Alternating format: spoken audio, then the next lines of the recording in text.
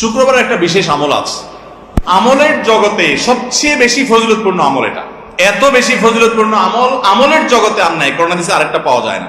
শুক্রবারে যে আমলটা সবচেয়ে বেশি পরিমাণে করতে হবে, বেশি পরিমাণে, সেটা হলো কি? দুরূদ পাঠ করতে হবে। নবী করিম সাল্লাল্লাহু আলাইহি ওয়াসাল্লাম বলেছেন, আকসিরু আলাইয়া মিনাস সালাতি মিন ইয়াউমিল জুমআতি ওয়া লাইলাতিল জুমআহ, তোমরা আমার প্রতি দুরূদ প্রেরণ করো জুমার রাতে এবং জুমার দিনে, অর্থাৎ বৃহস্পতিবার দিবাগত রাতে এবং শুক্রবার সারাদিন বেশি বেশি কি করতে হবে? দুরূদ পাঠ করতে হবে। কারণ ফাইন্না সালাতাকুম মারুদাতুন আলাই, তোমরা যে দুরূদ পড়ো এটা আমার কাছে পেশ করা হয়। এই জন্য ভাইরা বেশি বেশি শুক্রবারে দুরূদ পাঠ করে, এটা হলো শুক্রবারের সবচাইতে গুরুত্বপূর্ণ আমল বলতে পারি। জুমার নামাজের পরে সবচেয়ে গুরুত্বপূর্ণ আমল হলো বেশি বেশি কি করা?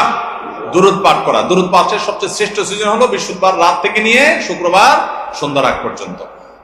শুক্রবারে আরো বেশি আমল সূরা কাহফ তেলাওয়াত করা, এবং একটা সময় দোয়া কবুল হয় আসরের পরে অনেক ওলামায়ে